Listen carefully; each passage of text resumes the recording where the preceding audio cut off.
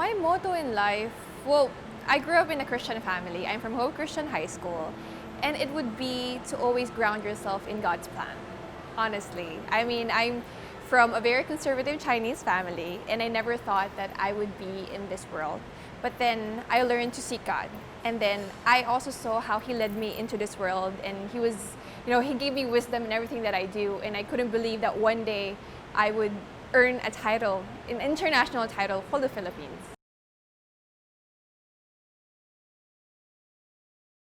I took up BS Applied Physics major in instrumentation from the University of Santo Tomas.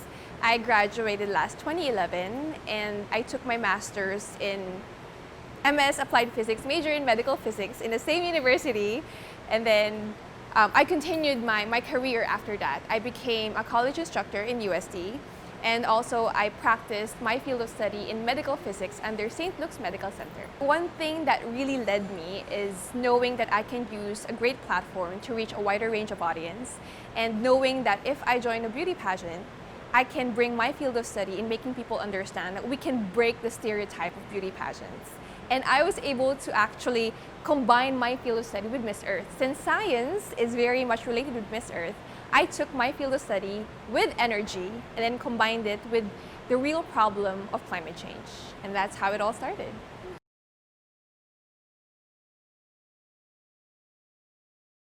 Yes, if I can tell my story, I was supposed to join Miss Chinatown before. I was supposed to join, but my parents were not open to the fact of me joining a competition that time. So I was canceled by my father not to join. But after quite some time, I finished my studies. I was able to build a career. He saw that pageants nowadays have actually evolved. And he gave me one chance of going to the competition. But then my first pageant was not for me. And then I was able to join for the very last time. And that really was for me. And I was able to prepare very much better compared to the first pageant that I joined.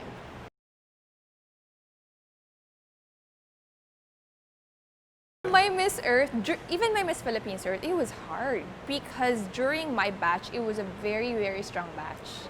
Because there were so many pretty girls in my batch, there were so many fit girls. You know, every year, you could really say that every year is not a strong year. But you would see that there is a tough year because you have a lot of contenders that can win the competition. And last 2017 was a hard year. One of my weaknesses before the competition was that I do not have any connections at all. I had zero connections. So at first, I had this desire of joining a competition, but then I always think, how am I going to execute this desire because I do not have any connections. But then I learned I had someone from church that connected me to the right people. That's why I was connected with KF. It's a camp that trains ladies to join pageantry, and that's how it all started for me. Even before I didn't join Miss Earth, I already knew what my strength would be. Because a lot of girls join, I have nothing against girls that join beauty pageants who doesn't research that much, but then studying the previous winners, I found a very strong ground in knowing that I'm a scientist. I need to research what I'm going to say for me to be credible enough so I can capture the ears of people, and that's what I did. I saw my strength as a scientist, researched my way, made it in layman's term for people to understand, and at the same time, they could still understand what physics is. And I'm just so happy that I won the national competition to represent the Philippines, especially my international. It was very hard because it was a battle of beauty and brains. There were a lot of girls in other countries that studied law. There were other girls who studied different fields that can speak about the environment. So how can I be different from them? So I just learned not to compare myself to them, but to really find my strength and to really make judges see who I am. And I was the perfect person the organization was looking for.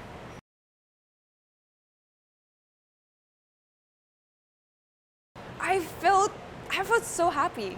I was overwhelmed with happiness when I won because it's my dream to shout the Philippines in the international stage, and it did happen. I was extremely happy that time.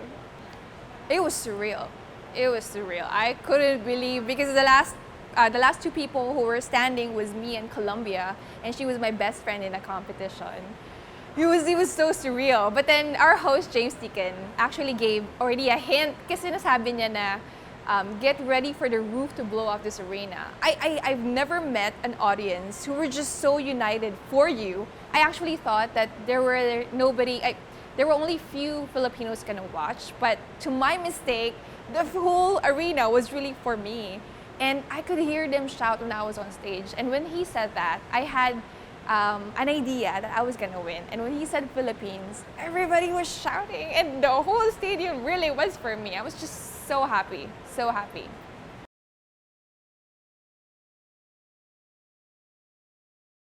What made me stand out was that they really saw that I was just myself.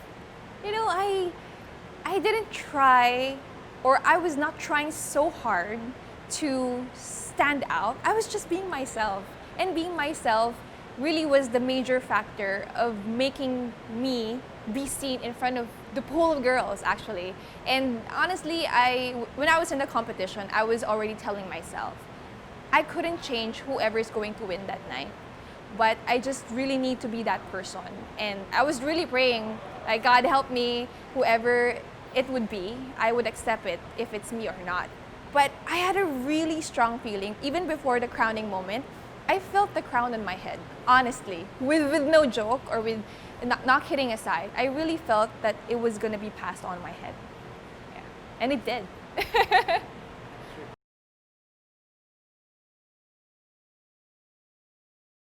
Actually, when I was reigning as Mr., I was extremely busy. I was traveling not just in the Philippines, but all around the world.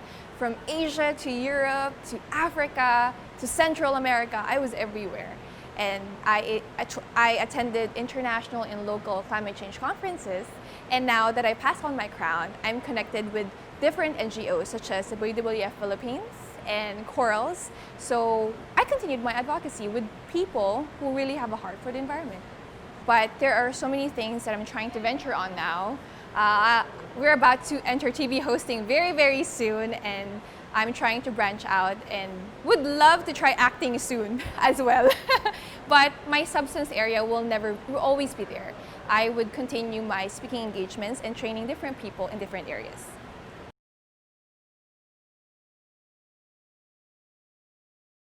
I'm very proud to be a CHiNOY because of the values that were instilled in me when I was growing up. And until now, I'm showing to the whole world and very proud to be a Chinese Filipino because of what they see in me right now. And I will never be who I am aside from my Chinese and Filipino blood. Until now, my family is my backbone. I will never do something if they don't want me to do it. That's one of the reasons why I didn't pursue pageantry early on in my life. And I understood that blessings come when you actually obey your parents. You know, there's wisdom in obeying your parents. And I know that there are partners that will help me make good decisions in my life. That's why one of the traits or values that I really value most in the Chinese tradition is being family-oriented.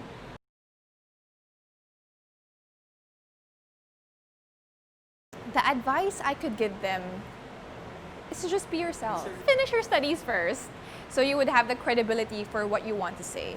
At the same time, do not compromise your values, and always learn to take heed of your parents. You know, don't just do things on your own, and always have the purpose of why you want to join the competition. You just have to learn the purpose of why you're joining the competition, not just for the sake of winning a crown or being famous or popular, but really having the heart for what you do and to really help other people with the opportunities given to you. You really can't change everybody's, you know, the way they think or their state of mind, because there's still so many people out there that thinks of pageants that are very low. But I mean, throughout all these years, architects, scientists, I'm not encapsulating that girls who are only professional should join the competition. I'm not. But I'm just saying that you can use your studies to really show to people how you can speak of your advocacy and how you can use this platform to really make people understand that we have, you know, a ground of what we're trying to say, and we have the credibility to help people understand. That's actually what we're trying to tell people. Not because we're on the top of our fields. No. No matter if you have a profession or not, you can still be here.